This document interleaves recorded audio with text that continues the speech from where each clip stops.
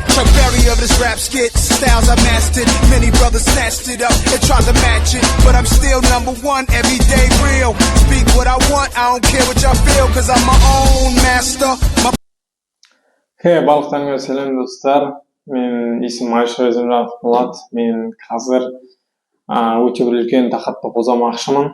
Ол көптеген адамдар жете алмаған, көптеген адамдар әлі таппаған, тіпті алмай жүрген, тез әрі оңай жеткісі келетін, немесе тіпті тапқаннан кейін алғашқы қадам жасамай жатып, немесе алғашқы қадамдардан кейінгі сәтсіздіктерден кейін жеңілетін, қысқаша айтқанда адамның ішкі қалауларының, ішкі жан дүниесінің қалауы ол арман туралы болады.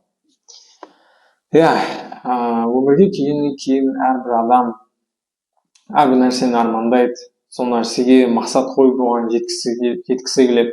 Мысалы, мен бұл нәрсені айтпас бұрын, бұл нәрсеге келместен бұрын мен бұл нәрсеге екі жақты ойланып көрдім. Мысалы, арман адамда болмаса ше, армансыз адам өмір сүре ала ма? Немесе арман негізі адамға не үшін керек болады деген сұрақтар туады. Арман бізге өмірдің мәнін жоғалтпау үшін керек деп ойлаймын. Өйткені сол арманға жету жолында сен құлайсың, сен сүрінесің, жеңіліс табасың, бірақ өзіңнің пустой место болып тұрған бос орын емес екенін көрсетіп, сен тырысып әрекеттенесің. И кейін сосын сен сол арманға жеткен кезде бұның барлығы босқа болмағанын түсінесің. Не сезесің сонда сен? Ризалық, довольство, өзінің өміріңе деген ризалық, өміріңді дұрыс сүріп жатқаныңа деген ризалықты сезесің. Арман адамға не үшін керек деген сұраққа жауап бердім деп ойлаймын. Ал енді адамда арман болмаса ше, ондай жағдайда ол адам өзінің ішкі жан дүниесін өлтірген деп есептеймін. Өйткені адам өзінің ішкі қалауын білмесе, ол әркімнің артынан жүре береді, оның определенный бағыты жоқ. По течению дейді, ағыс бойынша жүре береді. Ал бұл нәрсе сәтсіз өмірге әкелуіне мүмкіндік өте көп. Сонымен қатар өз арманын таба алмай жүрген адамдар да бар. Мүмкін оның бірі сенде болуы мүмкін. Ал бұл басқа өте бөлек бағыт. Ал енді осы бағыт туралы айтамын. Бұл көбінесе подростық кездерден басталады. Өйткені бала ойын-ойнау кезеңіне өткеннен кейін, бала өскеннен кейін оның өзі жаңа қызығушылықтары шыға бастайды. Сондықтан оның қызығушылықтары ойыннан, жай ойыннан, білім, спорт, немесе ғылым мүмкін, және окружениесіне қарай, өзінің ортасына қарай, ол тіпті жаман жаққа дейін ауысуы мүмкін, яғни қызығушылықтары.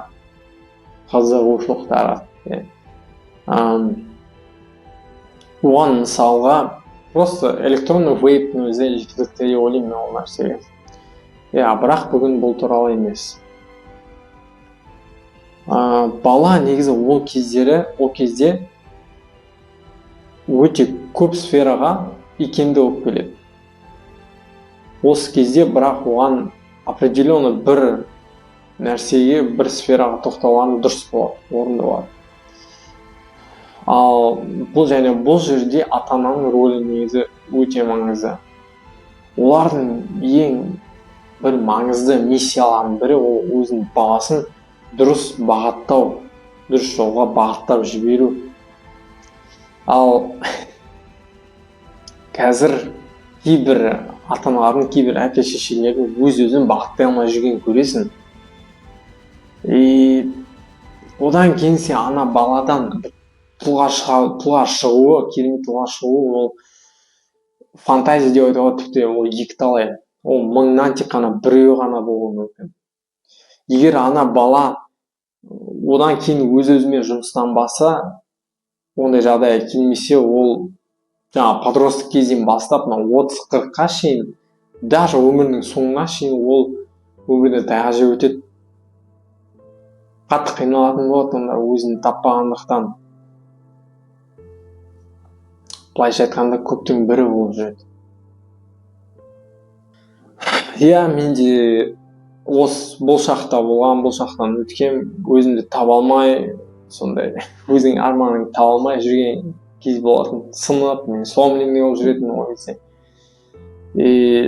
Просто елестетші, сен қай жермен қалай жүретінді білмейсің, қай жолмен жүретінді білмейсің.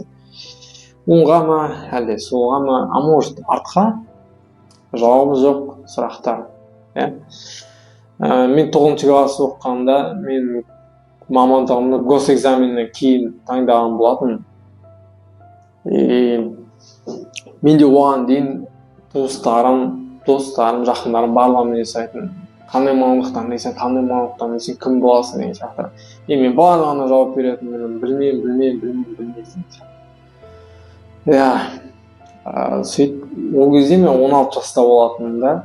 Мен сол 16 жастан 18 жасқа шейін қиналып жүретінімді таба алмай. Бірақ мен кейін сосын әртүрлі жерде жұмыс жасай бастадым. Өйткені біріншіден мен өзімді іздедім, екіншіден мен әртүрлі навыкты, әртүрлі қабілетті мен үйренгім келді. Осындай әр сфераны пробовать етіп жүрген кезде сен параллельно еще сен өзіңнің ішкі жан дүниеңмен жұмыс жасап жүру керексің. Ол қалай? Сен мұна жасап жатқан сфераң, сен қазіргі мына ішкі жан дүниең сол нәрсеге соответствует, сол нәрсеге байланыс ала ма? Немесе ішкі жан дүниең сол нәрсені жақсы көре ала ма? Жақсы көріп тұр ма? Деген сияқты сұрақтармен жүресің ол кезде. Кейін 18 жастан аса мен өзімнің арманымды кішкене айқындағандаймын. Өзім хотя бы направлениемді. Ол нәрсе маған кусок болып берді, бөлік болып. Бірақ мен әлі кейбір бөліктердің маған жетіспейтіндігін сеземін.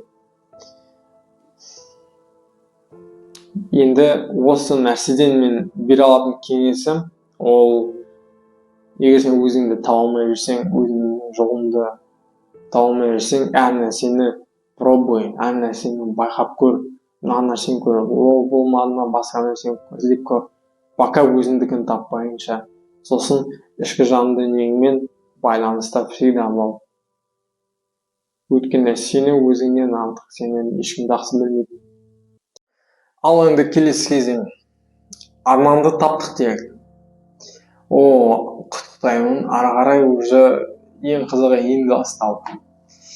Мысалы, сен баскетболды жақсы көресің. Әлемдегі ең мықты, ең үздік баскетболист болғың келеді. Со временем сенің армандарыңды адамдар біле бастайды. Кейін оның көпшілігінің сенің арманыңа сенбей, сол нәрсеге менсінбей қарайтын байқайсың. Сен Коби Брайант, Майкл Джордандардан да әлемге әйгілі прям великий баскетболист болғың келеді. Бірақ олар айтады, олардай болу қайда, сен қайда, олар қайда деген сияқты. Особенно осындай сөздерді, осындай неверие, сен арманыңа деген сенімсіздікті осыны сен жақындарың, отбасың, достарың айтатын болса, ол уже екі есе ауыр. Осы нәрседен кейін өз армандарын тастап бақытсыз жүрген қаншама адамдар бар. Олар жетеді просто. Дальше кеттік. Арман бар. Сен бұйырса баскетболист боласың. Алғашқы қадамдар басталды ары қарай. Сен баскетбол секциясына жазыласың, өзіңе параллельно тренировка қойып тастайсың. По графику, по расписанию. Вроде былай барлығын жасау үшін тренировкамен, бірақ нәтиже жоқ. Бұл уже өте үлкен проверка саған. Бұл өте үлкен сынақтардың бірі. Ол күмән. Өз-өзіңе күмәндана бастайсың. Мысалы, казиноға допты сала алмайсың, не адамдарды доппен алдап өте алмайсың. Ары қарай сенде ойлар келеді, что у меня не получается, мен қолымнан келмейді, мен қолымнан түк келмейді. Может, это не мое, менікі емес деген әртүрлі ойлар мазалайды. Бұл уже өте үлкен сынақ саған, өте үлкен проверка мынау саған. Сенің осы арманға деген сенің арманыңа, соған адалдығыңа, сол нәрсеге көп нәрсені өзіңе қымбат деген нәрсені жертвовать ете алатыныңа үлкен сынақ бол сол нәрсеге. И бұдан сен өту керексің. И мен қазір өзімнің жолының басындамын. И мен до этого мен көп рет ұтылдым. Бірақ мен әр құлаған сайын қайтадан тұра беремін. И мен айта алатыным, саған да соны айтамын. Беліме ары қарай қаншама қиын болса да, қаншама не нәрсеге болмай жатса да сен өзің арманынан таймай, мақсатыңнан таймай ары қарай жүре беру керексің. Мен қазір осындай өзім жеткен жеріме, жеткен жолыма дейін ғана айта аламын. Ал енді қорытындылай келе, ақыры баскетбол туралы айтып отырмын. Майкл Джорданның, атақты әйгілі әлемге баскетболшы Майкл Джорданның сөзімен аяқтағым келіп тұр. Майкл Джорданның карьерасында ол айтады, мен карьерамда 9000 рет бросок жасай алмадым, допқа корзинаға сала алмадым дейді. Ол 300 ойында ұтылған Майкл Джордан. Оған 26 рет решающий бросок жасауға мүмкіндік берілген, бірақ ол оның барлығын салмаған, провал тілеген. И ол айтады, я постоянно проигрывал, мен всегда ұтылатынмын дейді. Снова и снова, қайта ұтыла беретінмін дейді. И мен сол үшін мен успешныймын дейді. Сол үшін мен жетістікке жеттім дейді.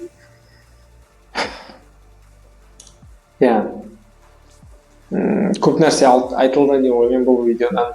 Енді ары қарай ойға қорыту, оны сіңдіру ары қарай өзіңе байланысты. Енді ары қарай сенің жолыңа, арманға деген жолыңа сәттілік қана тілеймін тек қана. Достар, соны осы видеомды аяқтаймын. Егер видео ұнаған болса, обязательно подписка жасап кет, лайк тастап кет. Мен өте қуанышты боламын, өйткені бұның барлығы өте маңызды, бұның барлығы мен үшін үлкен шаг. И все, осымен видеоны аяқтаймын. Көріскенше.